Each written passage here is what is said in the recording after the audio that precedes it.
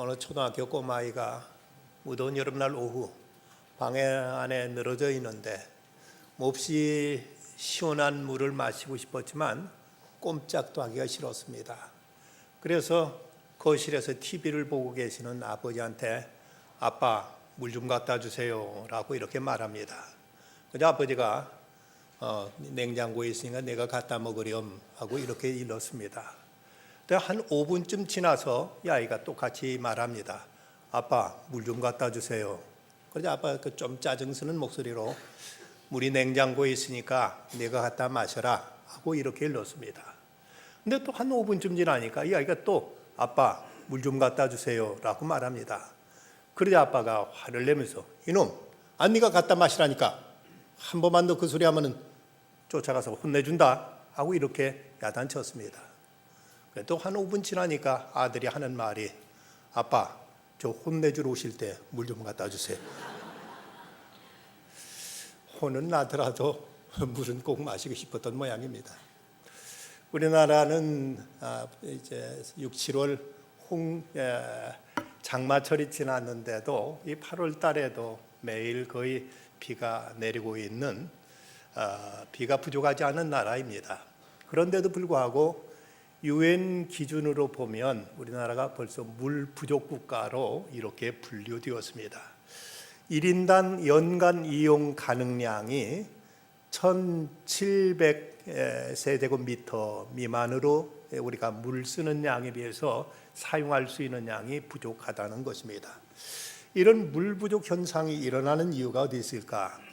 우리나라 연평균 강수량은 1283mm로서 세계 평균 973mm보다는 30%가 더 많습니다. 그럼에도 불구하고 우리나라 강수량의 3분의 2 이상이 6월부터 8월 달 안에 집중적으로 내리는 데다가 우리나라는 이제 가파른 산악지대가 많아서 물이 비가 오면 한꺼번에 쏟아져 내리기 때문에 이 물을 제대로 이용하지 못하고 있는 것이 물 부족 국가가 되어 있는 가장 큰 이유라고 합니다. 하상계수라는 말 여러분 아십니까? 이 말은 홍수기와 갈수기의 그 비율 차이를 하상계수라는 수치로 이제 표현하고 있습니다. 다른 나라 큰 강의 경우는 하상계수가 10 내지는 30을 넘지 않는다고 합니다. 그런데 우리나라의 하상계수는 얼마나 되는가 하면은 한강이 393, 낙동강이 372, 섬진강이 734, 북한의 예성강은 1320이나 된다는 겁니다. 비가 물이 적게 흐를 때보다 많이 올 때가 무려 1320배나 될 만큼 이 수량 차이가 계절에 따라서 아주 이제 심하기 때문에 그 물을 제대로 이용하지 못하고 있는 것입니다. 외국의 일을 보면 양쯔강은 22, 나일강은 30, 영국의 템즈강은 8에 지나지 않는다는 걸 보면 외국의 강들은 뭐 사시사철 물이 거의 비슷하게 흐르지만 우리나라는 비 올 때는 몽땅 한꺼번에 흘러내려서 홍수가 지고 그러다가 이제 비가 안 오면 강바닥이 마르게 되는 이런 것 때문에 이제 우리가 물 부족 국가의 신세에 있는 것입니다. 그렇다면 비가 많이 올 때 이 물을 어디 저장해 놨다가 쓸 수라도 있으면 좋지만 집단 이기주의나 환경단체들의 반대 때문에 댐을 제대로 만들지 못해서 또 우리가 물 부족에 시달리고 있는 것으로 이렇게 알려져 있습니다. 지금 세계 곳곳은 물 부족으로 인해서 많은 갈등과 분쟁이 빈번하게 일어나고 있습니다. 대표적인 예는 요단강물을 가지고 이스라엘과 또 시리아, 요르단, 레바논 등 주변 국가의 갈등의 문제인데 이 중동 지방에서 사시사철 물이 그치지 않고 이제 강이 흐르는 경우는 흔치 않은데 요단강은 그나마 이제 물이 계속 흐르고 있는데 이 강 폭이라야 4-5m밖에 안 되고 그리고 강의 길이는 360km 정도로서 크지 않은 강이고 우리나라로 보면 뭐 시냇물 정도에 지나지는 않습니다.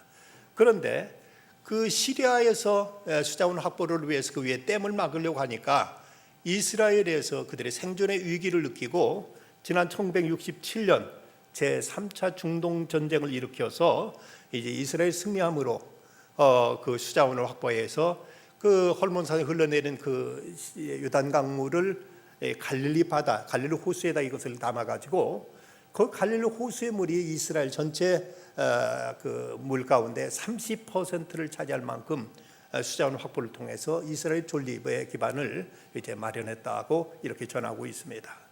이런 물로 인한 분쟁은 나일강으로 인해서 또 나일강을 둘러싼 이집트와 주변 국가들, 그리고 또 유프라데스 강을 주변으로 한 터키와 주변 아랍 국가들, 또 겐지스 강을 가지고 인도와 방글라데시 등이 서로 다투고 분쟁을 일으키고 있는 현실입니다.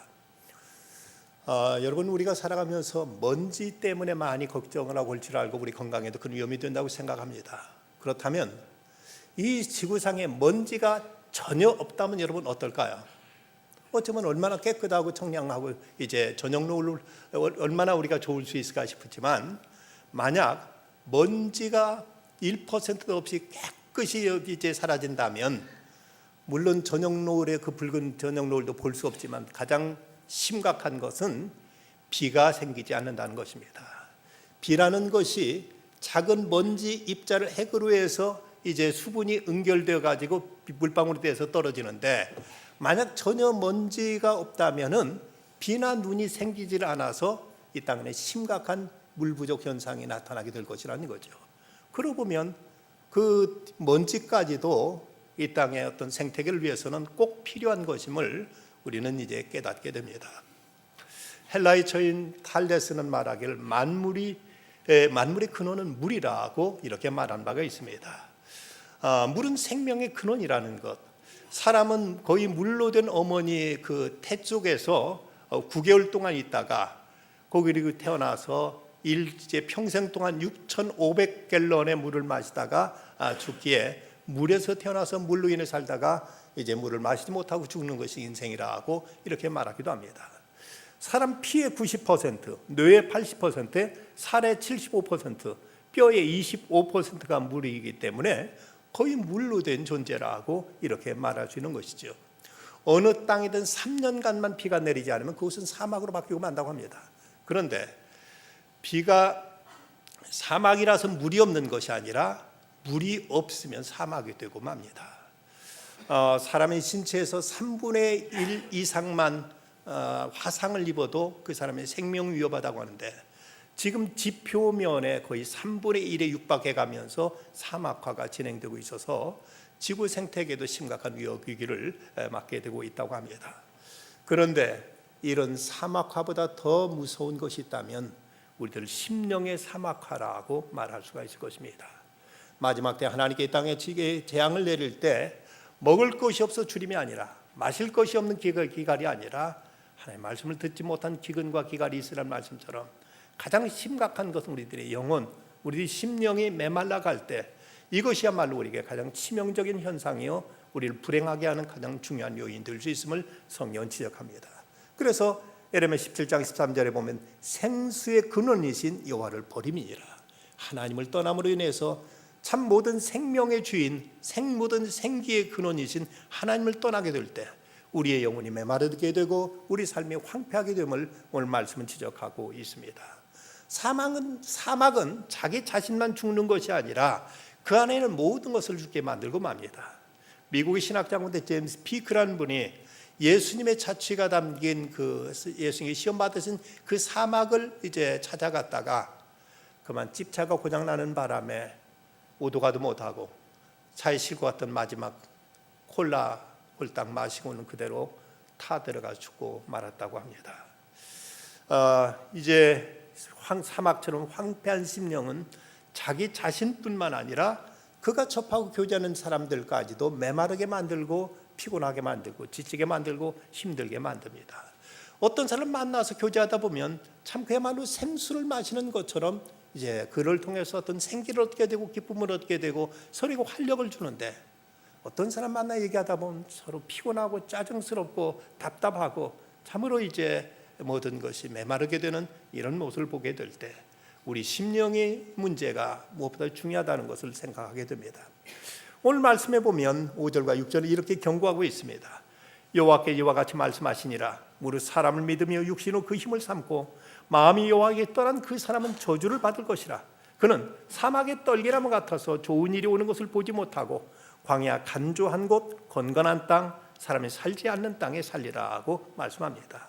하나님을 떠난 영혼은 저주를 받아서 어떤 좋은 일도 없을 것이고 심령은 황폐하게 사막처럼 메마르게 되리라고 이렇게 경고하고 있습니다. 왜? 사람들이 그토록 윤택한 삶을 살지 못하고 사막처럼 메마른 삶을 살아가게 되는가? 그 이유는 먼저 사람을 믿기 때문이라고 말씀합니다. 무릇 사람을 믿으며 라는 말씀대로 우리가 마땅히 믿어야 될 하나님 믿지 않고 믿지 못할 인간을 믿게 될 때 우리가 이렇게 메마르게 된다, 이렇게 황폐하게 되리라고 말씀합니다. 만물보다 거짓되고 심히 부패한 것이 마음이라 누가 능히 이를 알겠느냐고 말씀합니다. 그 어떤 인간도 참으로 믿고 신뢰할 만한 사람은 세상에 없다는 사실입니다. 여러분, 얼마 전에 있었던 인사청문회를 통해서 우리가 이제 깨달은 것은 어떤 사람도 온전한 사람이 없다라는 것이지요. 누구든지 여러 가지 병역 비리라든지 아니면 논문 표절이라든지 아니면은 전출입 비리라든지 이런저런 부정과 비리에 연루되지 않은 사람을 우리가 찾아볼 수 없었습니다. 어떤 사람도 다 뒤를 캐보면 문제가 있고 다 나름대로 이제 잘못한 것들이 있고 여러 가지 불의한 것들이 있음을 우리 깨닫고 많이 실망들하는 이제 했던 적이 있지 않습니까? 그래서 파스칼은 말하기를 나는 세 가지 단어를 신용하지 않는다. 그 세 가지는 의인, 위인, 선한 사람이라는 말이다. 왜냐하면 그들은 이 땅에 존재하지 않기 때문이다. 이 땅은 오직 한 가지 종류의 사람만 존재한다. 그것은 죄인일 뿐이라고 이렇게 말한 바가 있습니다. 세상 누구도 이제 다 면밀히 살펴보면 죄인 아닌 사람이 없고 허물 없는 사람이 없고 또 모두 다 이런저런 문제 속에 살아가고 있다는 사실입니다. 그러기에 사람은 결국 믿을 줄만한 존재가 되지 못하는데 저들을 믿기 때문에 이 사람의 삶이 황폐해진다. 두 번째는 사람을 의지하기 때문이라고 5절에 말씀하고 있습니다. 여기 육신으로 그 힘을 삼고라고 했는데 이 말씀은 공동번역에서 보면 사람이 힘이 되어주려니 하고 믿는 자들이라고 이렇게 번역하고 있습니다. 여기서 육신이란 말은 히브리어로는 바사르인데 이건 하나님의 전능하심과 대조되는 인간의 어떤 연약성과 인간의 어떤 결함을 의미하고 있는 표현입니다. 이렇게 저렇게 허물 많고 문제투성의 인간을 믿었다가 그만 낭패보고 이런 사람을 의지했다가 그만 실망하게 된다는 것입니다. 예레미야는 이제 그 당시 죄악을 이렇게 이제 고발하고 있습니다. 예레미야 2장 13절 내 백성이 두 가지 악을 행하였나니 곧 그들이 생수의 그런 데는 나를 버린 것과 스스로 웅덩이를 판 것인데 그것은 그물을 가두지 못할 터진 웅덩이니라. 여기서 이스라엘 백성들은 당시 창조주 하나님을 의지하고 하나님만 신뢰했어야 되는데 근데 하나님을 의지하지 않을 뿐만 아니라 주변의 열강들, 주변에 있는 아수르라든지 바벨론이라든지 에집트라든지 이런 나라를 의지하면서 저들은 사람을 의지했다가 오히려 나라는 망하게 되었고 백성들은 더욱 도탄에 빠지게 되고 말았습니다. 하나님의 도움을 구하지 않고 믿지 못할 인간들을 믿었다 저들은 실패하고 말았던 것입니다. 옛날 사람과 현대인들의 가장 큰 차이를 C.S. 루이스는 이렇게 지적하고 있습니다. 옛날 사람들은 현대인에 비해서 훨씬 더 무지했지만 신을 향해서는 경외감이 있었고 신 앞에서는 언제나 죄스러운 마음으로 살았다. 고대인들에게 신은 심판자이고 인간은 변함없이 피고했다. 그런데 현대인들은 옛날 사람에 비해 훨씬 더 지혜로워졌지만 신을 향한 원망심을 갖고 신을 피고석에 세웠고 이제 인간이 오히려 심판자가 되어버렸다고 이렇게 말합니다. 르네상스로부터 비롯되었던 휴머니즘은 하나님을 저 멀리 우주 밖으로 몰아내버렸고 인간의 사상을 억압하는 것이 종교라고 종교로부터 해방을 도모했습니다. 그러면서 인간의 합리적인 사고는 이 땅에 유토피아를 건설할 것으로 이걸 기대했지만 그러나 정작 인간들이 만들어낸 것은 지구를 40번도 더 깨트려버릴 가공할 핵무기들을 만들어냈고 저들은 인간을 파리 목숨처럼 여기는 공산주의와 민족주의를 통해서 증오를 증폭시켜서 이 땅에 테러와 전쟁에 대한 공포로 한시도 편안한 날이 없도록 인간은 스스로 이제 파멸의 무덤을 쌓아가고 있을 뿐입니다. 믿지 못할 인간을 의지함이 곧 세상을 황폐하게 하는 이유가 됐다. 그리고 무엇보다도 인간이 가시와 엉거결 내는 이런 사막과 같은 생활로 전락하게 된 것은 생명의 근원이신 하나님을 떠났기 때문이라고 말하고 있습니다.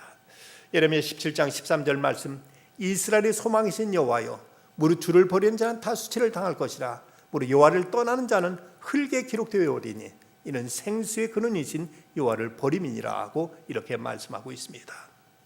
나무가 수분을 빨아들이는 뿌리가 단절되어 버리면 이내 시들고 말라버리듯이 우리가 하나님 생명의 근원 되시는 하나님께로부터 단절될 때 우리 삶은 서서히 고갈되고 황폐화되고 서서히 죽음으로 이제 몰려가게 되고 말 것이라는 얘기입니다.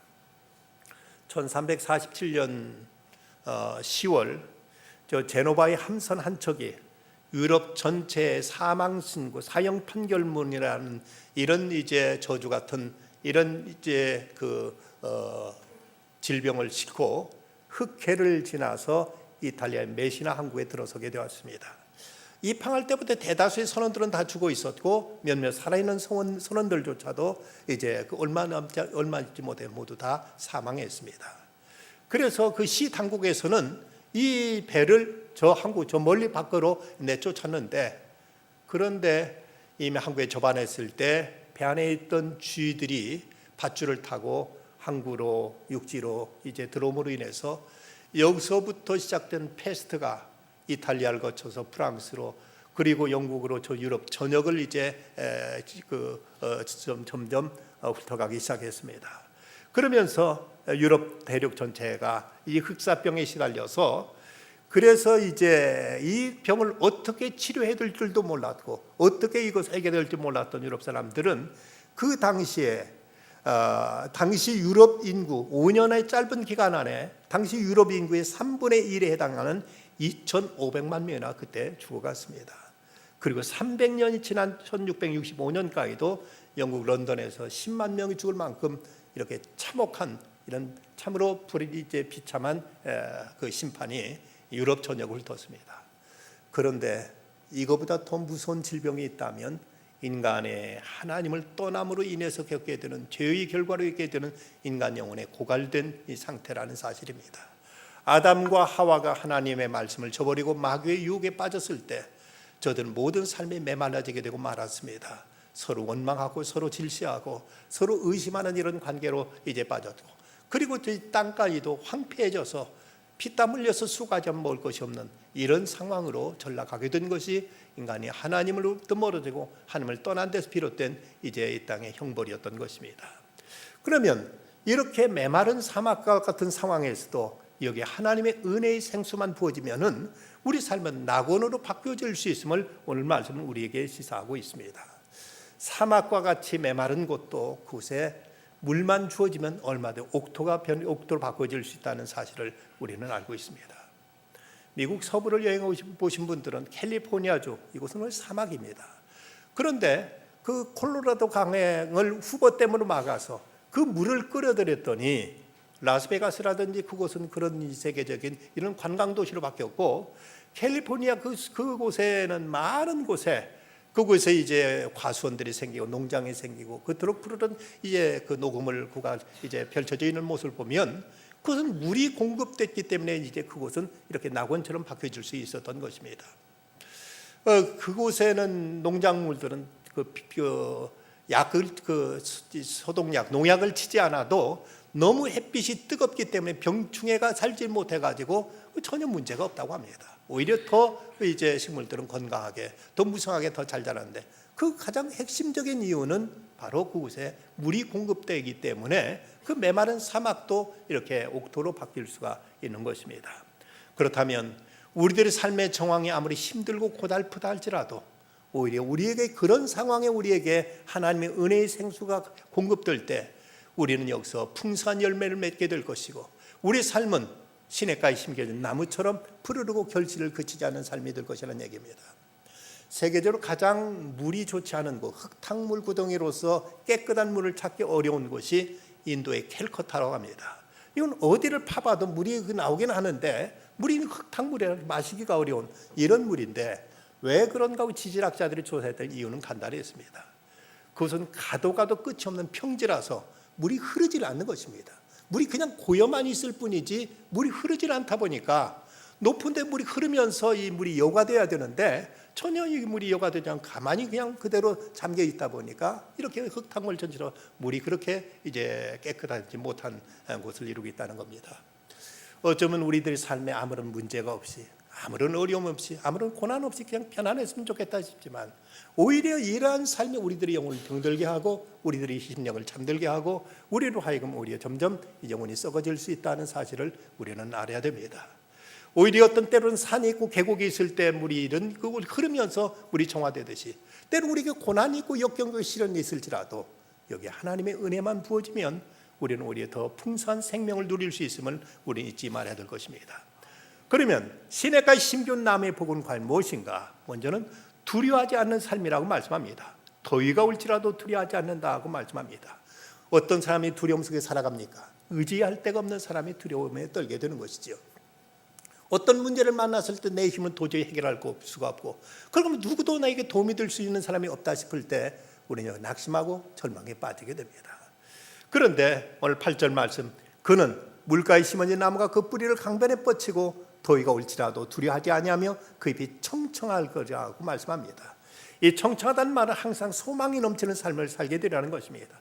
아무리 고난과 시련이 있을지라도 청청한 나무와 같이 이제 늘 기쁨과 삶의 활력을 가지고 이제 힘차게 살아가게 될 것이라고 약속합니다. 두 번째는 근심과 염려가 없는 삶을 살 것을 말씀합니다. 가무는 해도 걱정이 없다고 말씀합니다. 예레미야 선지자는 분명 눈물이 선지하였습니다. 나라의 아픔과 나라의 멸망을 앞두고 그는 이제 끓어오르는 그 고통과 아픔 속에서 하나님 앞에 눈물로 세월을 보냈지만 그럼에도 하나님 주신 위로를 통해서 새로운 힘을 얻었고 용기를 얻었고 때로는 기쁨을 경험하며 살 수 있었던 것입니다. 우리가 하나님을 신뢰하게 될 때, 하나님과 깊은 교제 안에 살 때 우리는 여기서 참된 샬롬 평안을 누릴 수가 있게 됩니다. 또 하나는 결실이 그치지 않는다고 말씀했습니다. 결실이 그치지 아니함 같으리라. 하나님을 의지하여 말씀의 믿음의 뿌리를 내린 사람은 어떤 악조건 속에서도 주님이 주시는 은혜를 통해서 주님이 공급하시는 그 능력을 통해서 넉넉히 이겨내고 그럼 그 삶 속에 풍성한 열매를 맺는 이런 삶이 되리라고 오늘 성경은 우리에게 분명히 약속하고 있습니다. 모세는 80세에 부름받아서 120세를 살다 간 사람이었습니다. 그런데도 불구하고 성경 그에 대해 증언하기를 모세가 죽을 때 나이 120세였으나 그 눈이 흐리지 아니하였고 기력이 쇠하지 아니했더라고 말씀합니다.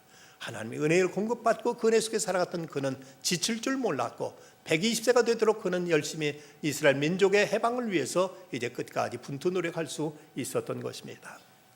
어느 교회 나가는 집사님이 그 25평짜리 이제 가게를 얻어서 슈퍼마켓을 시작했습니다. 근데 가게가 아주 잘 되자 시간이 바빠서 한 번, 두 번 교회에 빠지기 시작하다 영영 교회를 완전히 등지고 말았습니다. 물론 하나님께 드리던 11조도 그는 중단할 수밖에 없었습니다. 그리고는 이제 열심히 살면서 열심히 일하면 이제 크게 뭐잖아 크게 집을 사고 큰 부자가 되려 기대했는데 그런데 갑자기 어머니가 중풍병으로 쓰러지더니 또 게다가 또 이제 따로 살던 신우까지도 찾아와서 함께 살면서 생활 비용은 점점 이제 증가되었고 그런데 설상가상으로 그 잘 되던 가게마저도 점점 이제 매출이 떨어지는 것이었습니다. 도저히 어찌할 바 몰라서 하나님 앞에 나가서 하나님 앞에 울면서 기도했습니다. 하나님, 장사 잘 된다고 해서 일 잘 된다고 그동안 하나님을 멀리하고 믿음 생활 중단했던 죄를 용서해 주시옵소서.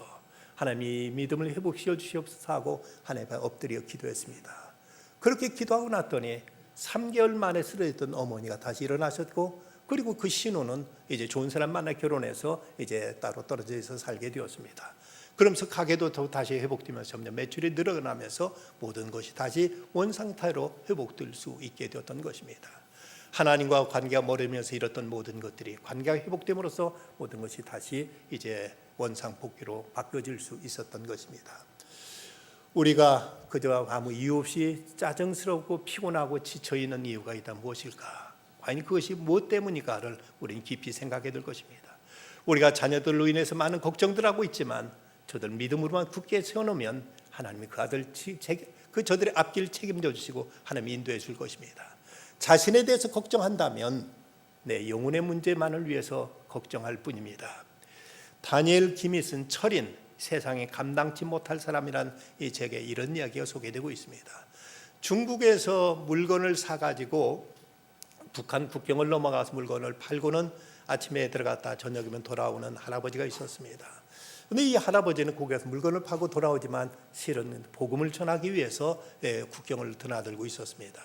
그런데 한번 북한에 들어갔다 나올 때 다른 사람의 잘못을 인해서 북한 당국자에게 붙들려서 그는 이제 수용소에 끌려가서 모진 고문을 당했고, 그리고는 그 가로 세로 높이 1m밖에 안 되는 이런 그 상자 같은 이런 독방에 감금되어서 하루 빛도 전혀 들어오지 않는 곳에 하루 3번씩 밥그릇만 그곳으로 들어와서 밥을 거기서 때우고 대소변조차도 그 안에서 해결할 수밖에 없는 이런 곳에서 무려 3개월 동안을 갇혀 있었다고 합니다. 그런데 이런 곳에 다른 사람은 48시간 이상을 넘기지 못한다는데 이분 무려 3개월을 그곳에서 이제 보내고, 그 풀려나서 또 1달 반 동안 온갖 고문을 당하고 신문을 당하고, 그러나 또 이제 1달 반 동안 자기가 신문 당한 게 이걸 다 이 조서를 다 쓰느라고 거기서 또 1달 반을 거려서 6개월 만에 이제 풀려나서 다시 중국에 돌아오게 되었다고 합니다. 이분을 이제 다니엘 킴이라는 사람이 이제 그 선교사 만나서 이제 물었습니다. 많이 힘드셨지요? 아, 뭐요? 보통 사람 같은 48시간밖에 못 견딘다는데 어떻게 그 6개월 동안 3개월 동안 그 안에 갇혀서 지낼 수 있었습니까? 물었더니 이분이 하는 얘기가 저는 마시고 있었습니다. 뭘 마셔요? 제 안에 생수가 되시고 생명의 원천 되시는 예수 그리스도를 마시고 있었습니다. 물론 사방이 막히고 내일이 보이지 않는 어둠 속에 아무런 희망도 없이 앉아 있었지만 한 가지 변하지 않은 것이 있었습니다. 그것은 밖에 있든 안에 있든 내 안에 계신 그분은 바뀌지 않고 저와 함께 하셨습니다 라고 이렇게 말하더랍니다. 1m밖에 안 되는 사방 1m, 높이도 1m짜리 그 독방 안에 갇혀서 무려 3개월 동안 갇혀 있었음에도 불구하고 그는 거기서도 주님을 모시고 있었고 주의 은혜를 묵상하고 있었고 하나님의 사랑에 젖어 있었을 때 넉넉히 그 모든 과정을 이겨내고 다시 그는 건강한 몸으로 회복될 수 있었다고 합니다. 이어령 박사가 세례받고 교회 나오게 된 그 이유를 물었을 때 이런 대답을 합니다. 배가 고프면 어디 갑니까? 식당에 가죠. 뭔가 지적인 갈증을 느낄 때 어디 갑니까? 도서관에 가죠. 몸이 아프면 어딜 갑니까? 병원에 갑니다. 심심하고 마음이 고플 때는 노래방도 가고 극장 가서 영화도 보고 그러죠. 그럼 나는 이렇게 말합니다. 먹어도 배고프고 노래를 불러도 가슴이 풀리지 않을 때는, 영혼이 목마르다 할 때는 식당이나 극장 그리고 도서관으로도 풀리지 않을 때 그때 우리는 교회를 갑니다. 그렇습니다. 우리가 하나님 앞에 나와서 주님의 은혜를 묵상하고 하나님이 주시는 생명의 양식을 우리가 공급받을 때 우리 영혼이 힘을 얻게 되고, 우리 영혼이 힘을 얻게 될 때 우리 삶은 새롭게 왔던 활력으로 가득 차게 될 것이고 시내까지 심겨진 나무처럼 풍성한 결실이 그치지 아니하리라고 성경은 말씀합니다. 성 어거스틴은 영적인 기갈, 그것은 살아계신 하나님 외에는 어디에서도 찾을 수가 없기에 그는 그의 고백록에서 말하기를 내 영혼이 주 안에서 안식을 얻을 때까지는 내 안에 참된 평안이 없었더이다 라고 이런 고백을 남겼습니다. 예수님은 말씀하십니다. 내가 주는 물을 마시는 자는 영원히 목마르지 아니하리니 내가 주는 물은 그 속에서 영생하도록 솟아나는 샘물이 되리라. 기도하시겠습니다. 거룩하신 아버지 하나님, 아무리 마셔도 바닷물을 들이킨 것처럼 갈증밖에 없는 세상 속에서 이 시간도 저희가 참 생수의 그런 되신 주님 앞에 찾아 나왔습니다. 저희 메마른 영혼을 주의 은혜로 적셔 주시고 주의 생명의 말씀으로 채워주시사 저희 영혼이 새 힘을 얻게 하여 주옵시고 하나님의 은총 안에서 저희들의 삶이 꽃처럼 피어나게 하여 주옵시고 시냇가에 심겨진 나무처럼 결실 그치지 않는 삶이 되도록 은혜를 베풀어 주시옵소서. 예수님의 이름으로 기도드리옵나이다. 아멘.